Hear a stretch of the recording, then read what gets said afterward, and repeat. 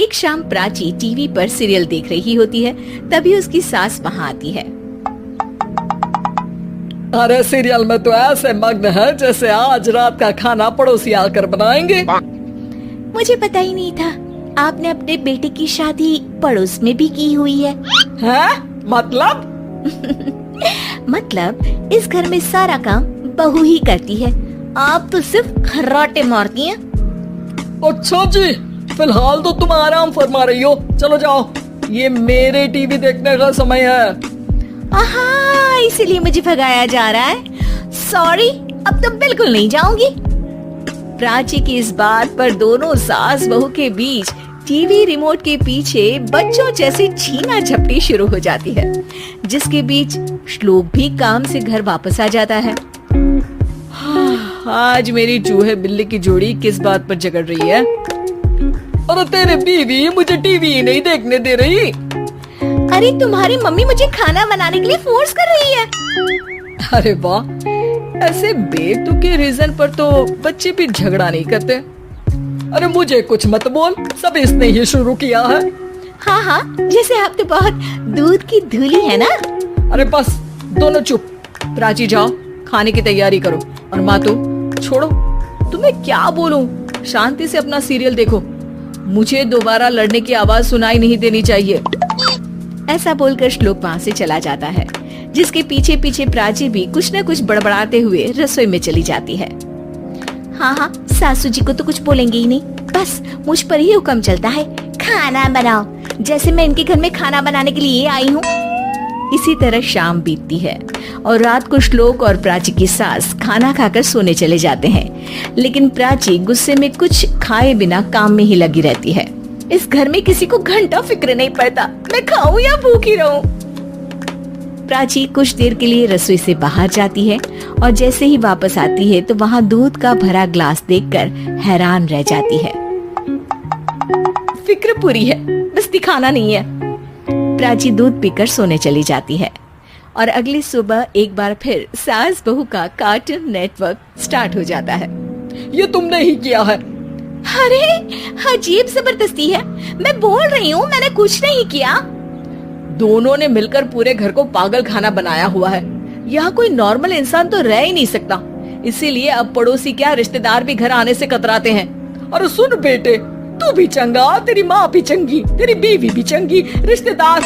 हाँ जी, आपको नहीं पता क्या, गंगाधर ही शक्तिमान है, रिश्तेदार ही। हाँ हाँ, बस समझ गया। कभी जानवरों जैसे लड़ेंगी तो कभी जुगलबंदी करेंगी। भाई मैं आप दोनों के बीच में नहीं फंसना चाहता। सास बहू की इस मनमौजी जोड़ी से परेशान होकर श्लोक अपना सिर खुजलाता वहाँ से चला जाता है। चलो अब मैं भी कीर्तन में जा रही हूँ। इस पर जैसे ही सास कमरे में अपना पर्स लेने जाती है तो वहाँ नाश्ते की प्लेट रखी देख मुस्कुराने लगती है और नाश्ता करके घर से बाहर निकलते हुए कुछ पैसे टेबल पर रख जाती है, जिसके कुछ देर बाद सिलेंडर वाला घर आता है। ओ मोरी मैया, मैं सिलेंडर के बारे में तो बिल्कुल भूल ही गई थी। घर खर्च के सारे पैसे भी मम्मी के पास है और श्लोक से बोला तो उल्टा 4 बात सुनाएंगे। प्राची ये सोच ही रही होती है कि अचानक उसका चेहरा चमक उठता है और वो घर में आकर इधर उधर देखने लगती है। तभी उसकी नजर टेबल पर रखे पैसों पर पड़ती है, जिन्हें वो सिलेंडर वाले को दे देती है। ये सब श्लोक देख लेता है। अच्छा बेटे, इतना बड़ा घोटाला, सबके सामने मैं तेरी दुश्मन और पीठ पीछे तेरी मेरी यारी। इस पर श्लोक एक प्लान बनाता है और शाम को सब एक साथ बैठे होने पर बोलने लगता है। माँ, तुम दोनों की बहुत लड़ाई होती है, इसलिए मैं सोच रहा हूँ कि प्राची को उसके घर छोड़ाऊं, इससे वो भी खुश रहेगी और तुम भी। अचानक श्लोक की ये बात सुनकर सास बहू शौक से उसकी तरफ देखती हैं। अरे ऐसे कैसे घर छोड़ाओगे, मुझे कहीं नहीं जाना।